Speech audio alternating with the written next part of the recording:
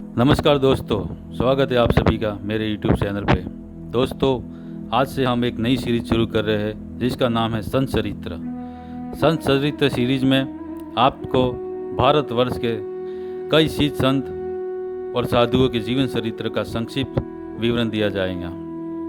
संत चरित्र की शुरुआत हम महाराष्ट्र के विख्यात संत श्री टेम्बे स्वामी श्री वासुदेवानंद सरस्वती की संक्षिप्त जीवनी से शुरुआत करते हैं। टेम्बे स्वामी महाराज का जन्म 1854 श्रावण वद पांचम रविवार को सावंतवाड़ी के पास मान गांव में हुआ था। उनका जन्म का नाम वासुदेव भट्ट था। उनकी माता रमाबाई और पिता गणेश भट्ट जी थे। बालक वासुदेव बाल काल से ही कुशाग्र बुद्धि के थे। एक बार उनके शिक्षक गुरु जहाँ वासुदेव अध्ययन करने हेतु जाते थे, उनका नाम था सांगले शास्त्री। वे ज्योतिष विद्या के ज्ञाता थे। उनके पास बैठे थे और इतने में वहाँ पर एक आदमी अपने मकान बनवाने हेतु मुहूर्त निकलवाने पहुँचा। शास्त्री जी ने उसको मुहूर्त निकाल कर दिया, मगर उस दिन कुयोग होने की बात वासुदेव ने उन्हें कही। अगले साल अधिक महीना कौन सा आने वाला है, इस बारे में चर्चा चल रही थी। वह भी बालक वासुदेव की कही बात सच साबित हुई और सांगले शास्त्री की कही झूठी साबित हुई। इन सब बातों से नाराज होकर शास्त्री जी ने वासुदेव को अध्ययन करवाना बंद कर दिया। फिर भी जितना अध्ययन हो सका उसी के आधार पर वासुदेव बहुत कुछ सीख लिया। वासुदेव बाल्यकाल से ही धर्माचार और कर्म कांडों के प्रति सुस्त नियमों वाले थे। वे संध्या वंदन और अज्ञारस के व्रत का भी सुस्त पालन करते थे। उपवास के साथ साथ रात्रि जागरण करते थे। नींद न आए इसलिए वे अपनी शिखा को रस्सी से बांधकर खूंटी के साथ बांध दिया करते थे, जिससे कि नींद आ जाए तो शिखा खींचे और वे जाग जाए। और दूसरे दिन अर्थात 12 को भी दोपहर में वे नहीं सोते थे।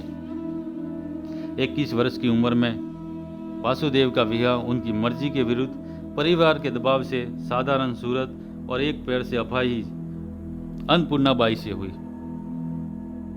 क्योंकि वासुदेव स्वामी का परिवार बहुत ही गरीब परिस्थिति में था कि उन्हें अपनी बेटी देना कोई पसंद नहीं करता था। घर की आर्थिक परिस्थिति कमजोर होने की वजह से वासुदेव स्वामी ने गोवा की तरफ जाने का मन बनाया।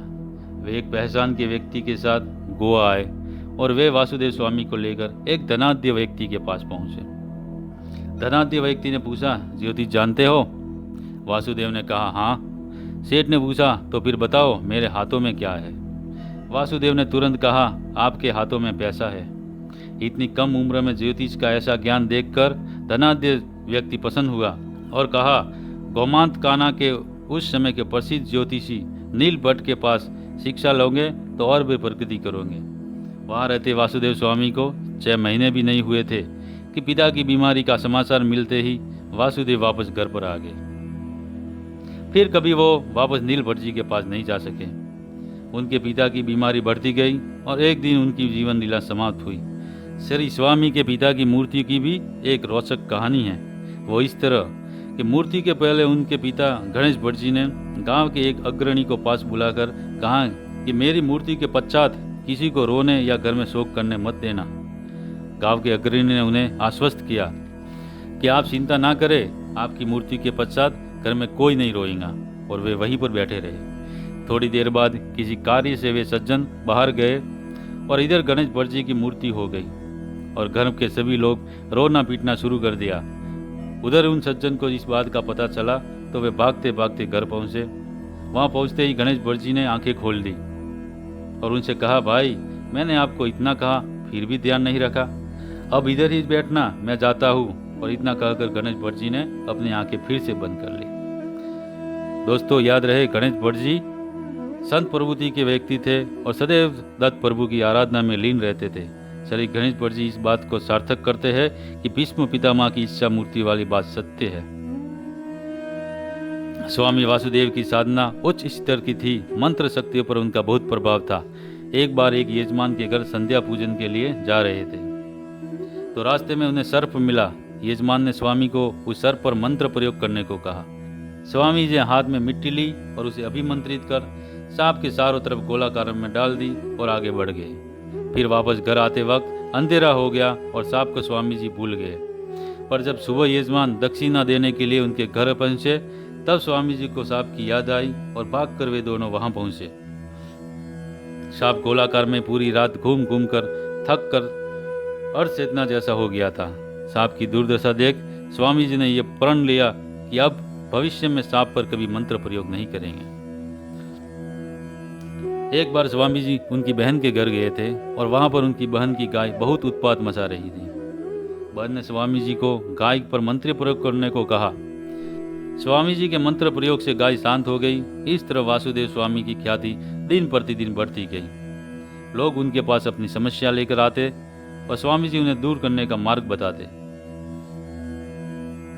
एक बार किसी गांव में हत्या कर हत्यारा पुलिस के हाथ नहीं लग रहा था। थक कर पुलिस अधिकारी स्वामी जी के पास आए। स्वामी जी ने कहा, चिंता मत करो, 8वें दिन वो खुद चलकर तुम्हारे पास आएगा। हत्यारा दूसरे गांव अपने मित्र के पास चुप कर रुका हुआ था। वहां पर उसकी पहचान के एक पुलिसकर्मी ने पकड़कर जहां हत्या की थी वहां के अधिकारी को सौंप दिया। इस चमत्कार के बाद वासुदेव स्वामी की कीर्ति दूर दूर तक फैल गई। एक बार गांव में बहुत चोरी हो रही थी मगर चोर पकड़ में नहीं आ रहा था। थक कर सब स्वामी जी के पास पहुंचे। स्वामी जी ने चोर की शकल सूरत और आने का समय सब कुछ बता दिया और चोर पकड़ा गया। अब तो हर तरफ स्वामी जी की वाहवाही होने लगी। दोस्तों, आम जन की ही तरह स्वामी जी की माता रमाबाई और उनकी पत्नी अन्नपूर्णाबाई में रोज रोज कलह कलेश होता ही रहता था। पत्नी अन्नपूर्णाबाई सब कार्य सही से करती थी, फिर भी उनकी माता बहू को अपशब्द बोला करती थी। इस रोज रोज के कलेश से थक कर स्वामी जी ने एक बार संन्यास लेने का विचार किया। मान गांव के पास सावंतवाड़ी में उनके एक मित्र विष्णुपंत जी के घर अक्सर वो जाया करते थे। उस दिन भी स्वामी जी मित्र के घर पहुंचे। विष्णुपंत जी के एक मित्र आणावकर जी को उनके पूर्वज शरीर में आते थे। उन्होंने कहा, आप संन्यास लेना चाहते हो मगर अभी संन्यास का समय नहीं हुआ है, अभी आप संन्यास नहीं ले सकते। एक बार मां के साथ स्वामी जी नासिक गए। वहां पर साधुदेव मामलेदार के पास गए। सरी मामलेदार ने पूछा, क्या पढ़े हो?